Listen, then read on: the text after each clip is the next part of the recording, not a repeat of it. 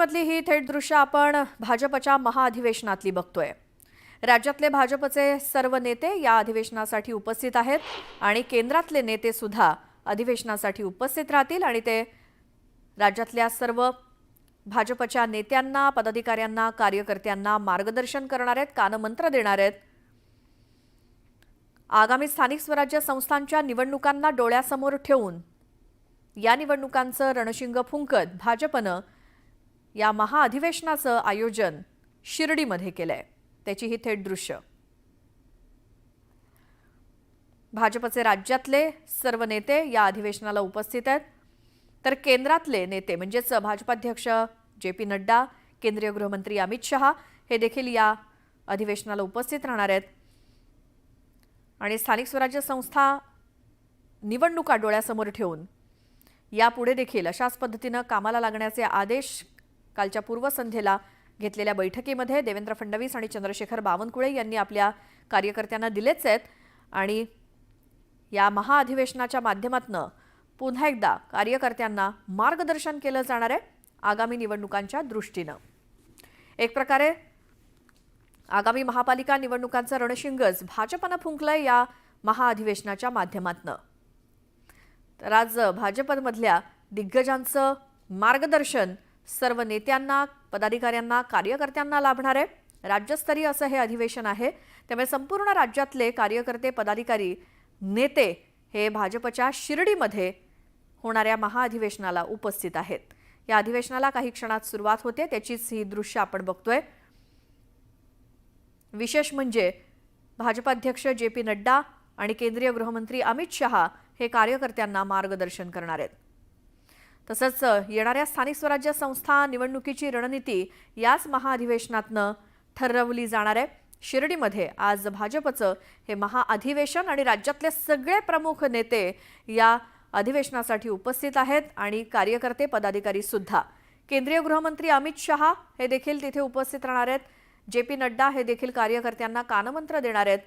मुख्यमंत्र्यांनी आपल्या कार्यकर्त्यांना आवाहन केलंय की जरी युद्ध जिंकलेलं असलं तरी या पुढच्या युद्धाच्या तयारीसाठी सराव करणं महत्त्वाचं आहे आणि म्हणूनच शिथिल राहू नका, दुप्पट वेगानं कामाला लागा असा संदेश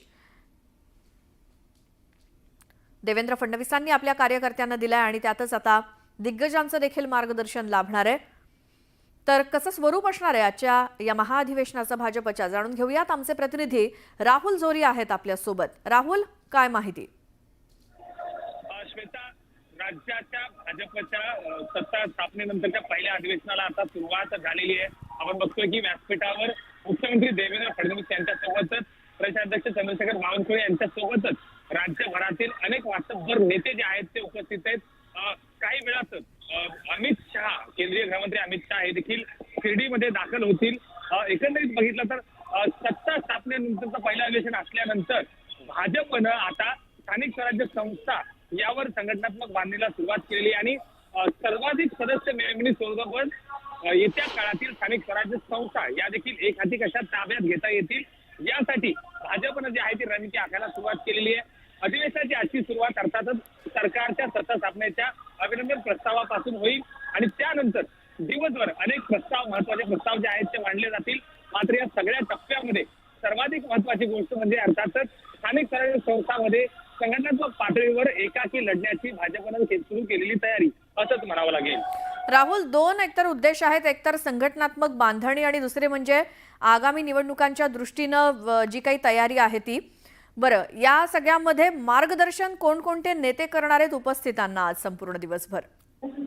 अगदी केंद्रीय गृहमंत्री अमित शहा यांच्या भाषणानं या समारोहाची सांगता होणार असले तरी यामध्ये अनेक मातब्बर नेते अर्थातच मुख्यमंत्री देवेंद्र फडणवीस यांचं देखील मार्गदर्शन होणार आहे।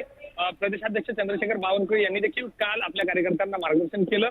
एकंदरीत येत्या काळात ज्या पद्धतीनं स्थानिक स्वराज्य संस्थांच्या निवडणुका आहेत, मग ते मुंबई महानगरपालिकेपासून ते राज्यातील प्रमुख महानगरपालिका आणि यासोबतच ज्या पद्धतीनं गुजरात पॅटर्न निवडणुकीचा गुजरात पॅटर्न हा महाराष्ट्रात यशस्वी करण्यासाठी ज्या ज्या गोष्टी करायच्या असतील त्या अनुषंगानं प्रत्येक गोष्ट या निमित्तानं केली जाईल। आणि आज प्रदेशाध्यक्ष चंद्रशेखर बावनकुळे, मुख्यमंत्री देवेंद्र फडणवीस यांच्यासोबतच नितीन गडकरी आणि अमित शहा या सर्वांचं मार्गदर्शन जे आहे त्या दिवसभरात जमलेल्या सर्व कार्यकर्त्यांना लाभणार आहे.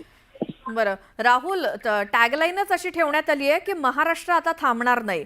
महापालिकेच्या निवडणुकीमध्ये युती कोणाशी होऊ दे, कशाही निवडणुका लढू देत, मात्र महाराष्ट्राच्या विकासासाठी काय जे जे काही करता येईल ते करण्याचा पूर्ण प्रयत्न असेल असं फडणवीसांनी कालच सांगितलं आणि त्यानुसार महाराष्ट्र आता थांबणार नाही. त्यामुळे महाराष्ट्राच्या विकासासाठी जे जे काही करणं आवश्यक असेल त्यासाठी भाजप प्रयत्न करणार आहे आणि म्हणूनच आपल्या पदाधिकाऱ्यांना, कार्यकर्त्यांना आगामी निवडणुकांसंदर्भात मार्गदर्शन करण्यासाठी पक्षाच्या बांधणी संदर्भात हे महाअधिवेशन आज होत आहे. मुख्यमंत्री देवेंद्र फडणवीस यांचा सन्मान करण्यात आलाय. श्रीरामाची एक प्रतिमा भेट देऊन, मूर्ती भेट देऊन आणि तिथे आजच्या संपूर्ण दिवसभर भाजपचे अध्यक्ष JP नड्डा असतील, केंद्रीय गृहमंत्री अमित शहा असतील, हे दिग्गज थोड्याच वेळात पोहोचतील. मात्र त्याआधी देवेंद्र फडणवीस, चंद्रशेखर बावनकुळे हे देखील उपस्थितांना मार्गदर्शन करणार आहेत. या महाअधिवेशनाच्या पूर्वसंध्येला काल एक महत्त्वाची बैठक संपन्न झाली. त्यात देखील कानमंत्र देण्यात आलाय भाजपच्या या ज्येष्ठ नेत्यांकडनं आपल्या कार्यकर्त्यांना. त्यामुळे आजच्या महाअधिवेशनामध्ये नेमकं काय आपल्या कार्यकर्त्यांना मार्गदर्शन केलं जातं, काय कानमंत्र दिला जातो हे देखील महत्त्वाचं आहे. कारण विधानसभा निवडणुकीत मिळालेल्या घसघशीत यशानंतर, विजयानंतर हे पहिलंच महाअधिवेशन भाजपकडनं घेण्यात येतंय आणि महाराष्ट्रातले सर्व भाजपचे राज्यातले नेते मंडळी आणि आता केंद्रातले सुद्धा येत आहेत उपस्थितांना मार्गदर्शन करण्यासाठी. त्यामुळे हे भाजपचं महाअधिवेशन अतिशय महत्त्वाचं आहे. सुमारे 15,000 कार्यकर्ते भाजपचे संपूर्ण राज्यभरातनं या अधिवेशनाला उपस्थित आहेत आणि या अधिवेशनाला आता सुरुवात झालेली आहे. उपस्थितांचा स्वागत सत्कार केला जातोय आणि मग महाराष्ट्रातले नेते मार्गदर्शन करतील असं दिसतंय आणि थोड्याच वेळात अमित शहा, JP नड्डा यांचं देखील तिथे आगमन होणार आहे.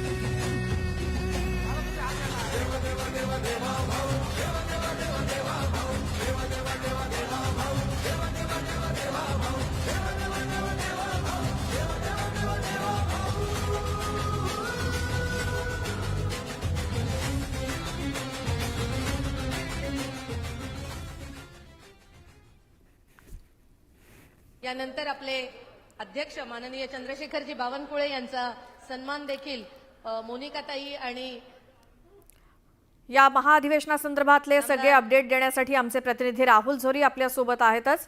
राहुल, सगळे महाराष्ट्रातले नेते पोहोचलेले आहेत. आता फक्त प्रतीक्षा आहे केंद्रातल्या भाजपच्या नेत्यांची, ज्यांचं आज महत्त्वाचं मार्गदर्शन असणार आहे. कधीपर्यंत ते पोहोचतील आणि आजचा संपूर्ण दिवसभराचा या महाअधिवेशनाचा कार्यक्रम कसा आहे? केंद्रीय गृहमंत्री अमित शहा हे साधारण 12:40च्या सुमारास शिर्डीमध्ये दाखल होतील आणि त्यानंतर लगेचच ते शनी शिंगणापूर इथं दर्शनासाठी जातील. त्यानंतर साई मंदिरात दर्शन घेऊन आल्यानंतर थेटपणे ते जे कार्यक्रम आहे कार्यक्रम स्थळी पोहोचतील. मात्र आज दिवसभर त्याआधी मुख्यमंत्री देवेंद्र फडणवीस यांचं देखील मार्गदर्शन जे आहे ते कार्यकर्त्यांना लाभणार आहे. यासोबतच प्रदेशाध्यक्ष चंद्रशेखर बावनकुळे, राष्ट्रीय संघटक यांच्या बाजून देखील पूर्णपणे जे आहे ते महत्वाचे ठराव जे आहेत ते मांडले जातील. खास करून सरकारच्या अभिनंदनाचा प्रस्ताव जो आहे तो मंत्री आशिष शेलार यांच्याकडून मांडला जाईल आणि त्याच्यावर अनुमोदन जे आहे ते चंद्रकांत पाटील आणि रावसाहेब दानवे यांच्याकडून दिलं जाईल. एकंदरीत बघितलं तर आज दिवसभराच्या संपूर्ण या अधिवेशनामध्ये महत्वाचा टप्पा जो असणार आहे तो अर्थातच येऊ घातलेल्या स्थानिक स्वराज्य संस्था आणि राज्यभरातील निवडणुका या दर्शवताना काय नेमकं मार्गदर्शन केलं जातंय, यासोबतच मित्र पक्षांच्या बाबतीत भाजपची नेमकी भूमिका काय असणार आहे आणि त्यासोबतच महाविकास आघाडीमधून अनेक पक्ष किंवा अनेक आमदारांच्या बाबतीत जे इन्कमिंग सुरू आहे त्या बाबतीत देखील पक्ष नेमकं काय भूमिका घेतोय हे देखील पाहावं लागेल. बिलकुल राहुल, धन्यवाद या सगळ्या माहितीसाठी. आपण शिर्डीतले सगळे अपडेट घेत राहूच. तुर्तास एक छोटासा ब्रेक घेऊन लगेच परत येऊयात.